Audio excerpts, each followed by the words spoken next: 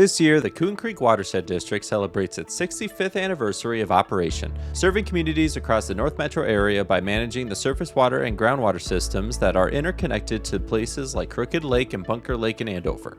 The district's main focus being the development, drainage, flood prevention, and the protection of restoration of water quality throughout their communities. Future water is going to become a bigger issue in Anoka County. I would hope that, and it would help if it was handled by the cable stations more. And it's water, so it's not a peaceful, Mark Twain's saying was, whiskey's for drinking, water's for fighting for. And Minnesota is at that point, and really we're just right on the edge, right on the cutting edge, right on the tip of a water era, a major water era.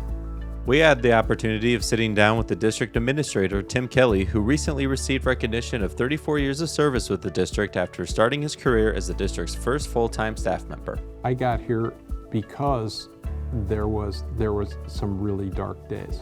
It's been fascinating, 34 years. I've had people ask why, what has kept you here? I mean, I figured I was going to be on the ministerial plan, so you stay for 7 years, and then you leave.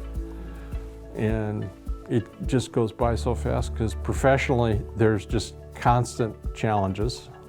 Including projects like the recent completion of the Coon Creek Park Stream restoration in Andover, where the district, in conjunction with the city, received a state grant for a restoration project to the stream that addressed water quality and additional flood control.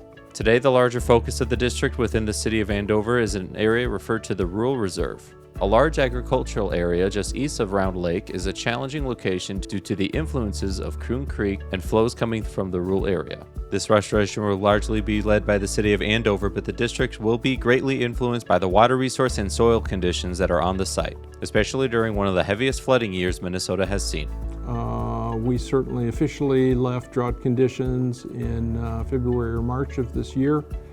And now we've turned the tables. We've gone from 2 of the driest years on record to now one of the 5 wettest years on record. We have used a lot of the capacity that was created by the drought. And we still have capacity within the district to store and prevent flooding. But this continual rain, it's about time for everybody to start praying for sunshine. So one of the things that the district is doing to mitigate any flood impact or potential flood impact, well, there's several things that we're doing. We have a hydrologic model for the district, and we are constantly following forecasts, precipitation forecasts out at least 5 days. And we monitor those for anybody else who watches the weather, sometimes on an hourly basis, because they can change just that quick. We also ensure we have crews that are out making sure that public ditches, public streams are free and clear of any kind of obstruction, any kind of debris. We would ask anybody that has a public ditch in their backyard, or that they drive by, that if they see something, to reach out to the district and let us know. You have a couple of options of doing that. One is to call the district office, which is 763-755-0975, or we now have online a program to report those. And so the district's website is www.cooncreekwd.org.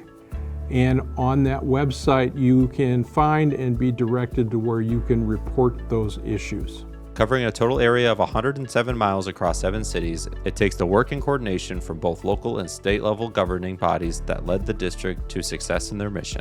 I've been involved with, and now the district has been involved with Crooked Lake Association. Their board is divided pretty equally between Coon Rapids and Andover, and they have done great.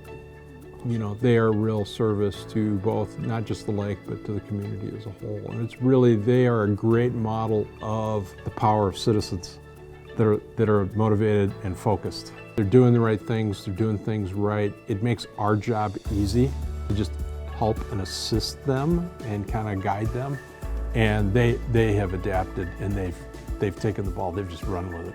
So the only other thing I would plug would be Andover City staff. And they are, a long time, ally of the district. And really, there are times I think of, us as an extension of their staff and them as an extension of our staff. And the water business is a hard business. You invariably, you have disagreements, you have arguments, you have fights, and getting over that and solving the problem for the public, and there aren't any that are better.